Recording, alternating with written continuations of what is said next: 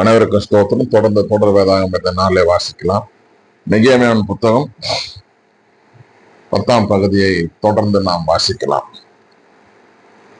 முத்திரையிடப்பட்டவர்கள் பின்வருமாறு: அக்கலியாவின் மகனும் ஆளுநருமான நெகேமியா, செதேக்கியா, குருக்கள் செராயா, அசரியா, எரேமியா, பஸ்கூர், அமரியா, மல்கியா, அத்தூசு, செபானியா, மல்லூக்கு, ஆரிம், மெரேமோத்து, ஒபதியா, தானியேல், கின்னத்தோன், பாருக்கு, மெசுல்லாம், அபியா, மியாமின், மாசியா, பில்காய், செமாயா, லேவியர், அசனியாவின் மகன் இயேசுவா, ஏனாத்தாத்தின் புதல்வரில் பின்னூய், கத்மியேல், இவர்களின் சகோதரர்கள் செபானியா, ஓதியா, கேட்ரா, பெலாயா, ஆனான், மீகா, ராகோபு, அசபியா, சக்கூர், செரேபியா, செபானியா, ஓதியா, பானி,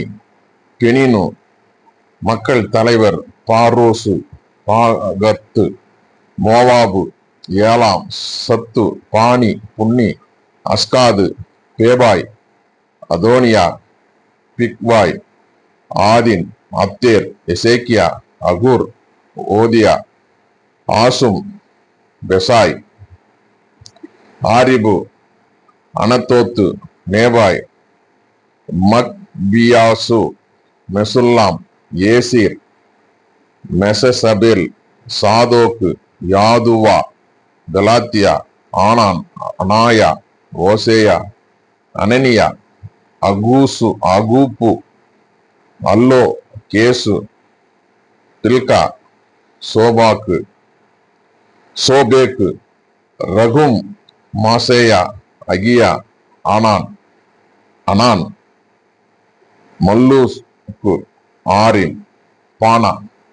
ஒப்பந்தம்: ஏனைய மக்களும் குருக்களும் லேவியரும் வாயிற்காப்போரும் பாடகர்களும் கோவிற்பணியாளர்களும் வேற்றின மக்கள் பிரிந்து கடவுளின் திருச்சட்டப்படி வாழ்ந்து அனைவரும் மக்களின் மனைவியரும் புதல்வரும் புதல்வியரும் அறிவு தெளிவு அடைந்த அனைவரும் மேன்மக்களாகிய தங்கள் சகோதரர்களோடு சேர்ந்து கடவுளின் ஊழியனான மோசே வழியாக கொடுக்கப்பட்ட வாக்குறுதியும் சாபமும் உள்ளிட்ட கடவுளின் திருச்சட்டத்தை ஏற்று கடைபிடிப்பதாகவும் தம் தலைவராகிய ஆண்டவரின் அனைத்து விதிமுறைகளையும் நீதி நெறிகளையும் நியமங்களையும் காத்து நடப்பதாகவும் வாக்குறுதி தந்தார்கள்.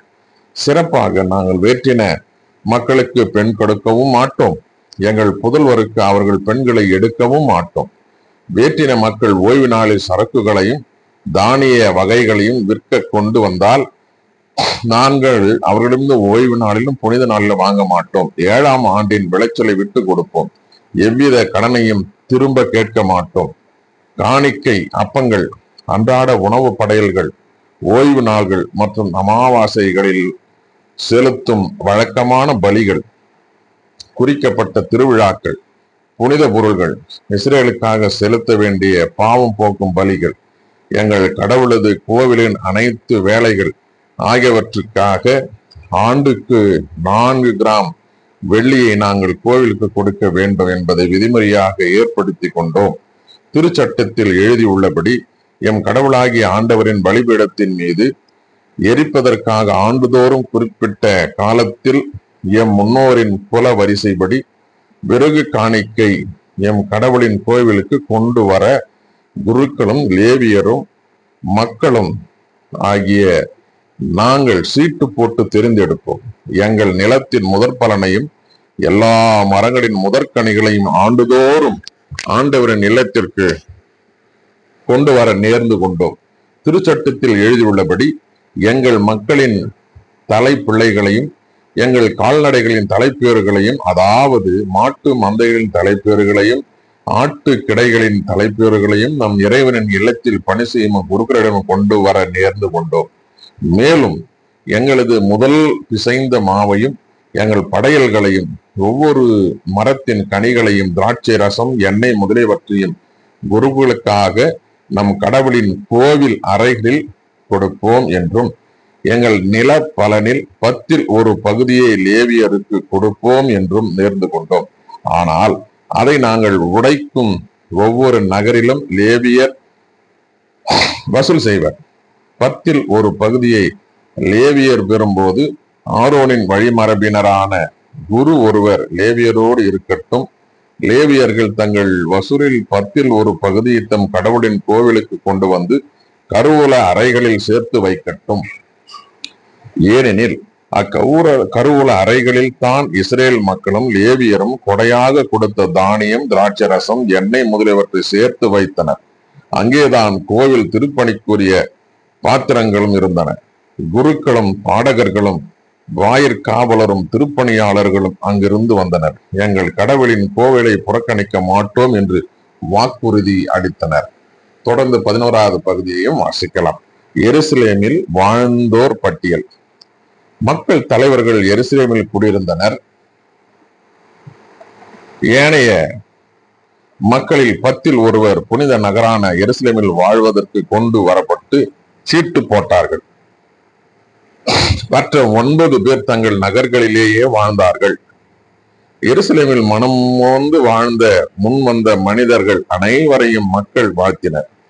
இஸ்ரேல் மக்கள், குருக்கள், லேவியர்கள், கோவில் பணியாளர்கள், சாலமோனின் பணியாளர், வழிமரபினர் ஆகியோர் யூதாவின் நகர்களில் ஒவ்வொருவரும் தங்கள் சொந்த மனைகளில், சொந்த நகர்களில் வாழ்ந்து வந்தார்கள்.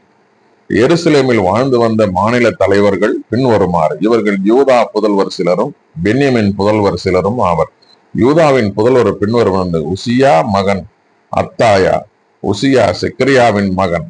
இவர் அமரியாவின் மகன். இவர் செபாற்றின் மகன். இவர் மகளேலின் மகன். பெரேட்ஸின் வழிமரபினர். மாவேசியா பாருக்கின் மகன். இவர் கொல்கோசியின் மகன். இவர் ஆசாயாவின் மகன். இவர் அதாயாவின் மகன். இவர் யோயாரிபின் மகன். இவர் சக்கரியாவின் மகன். இவர் சீலோனின் மகன். எருசலேமில் குடியிருந்த பெரேட்ஸின் புதல்வர் 468 மாபெரும் வீரர்கள்.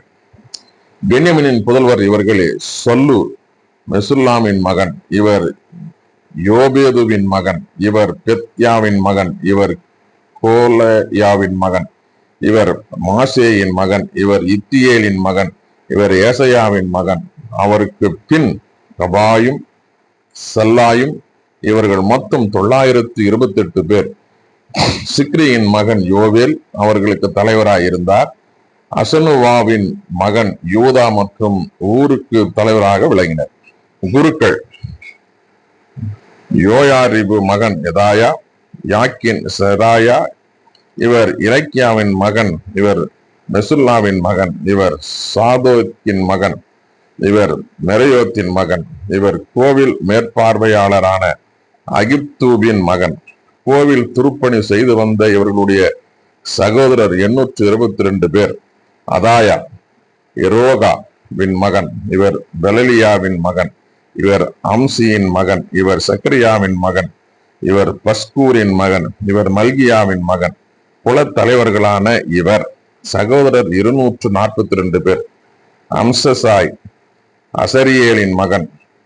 இவர் அகிசாயின் மகன். இவர் மெசில்லமோத்தின் மகன். இவர் இம்மேரின் மகன். படை வீரர்களான அவர்களுடைய சகோதரர் 128.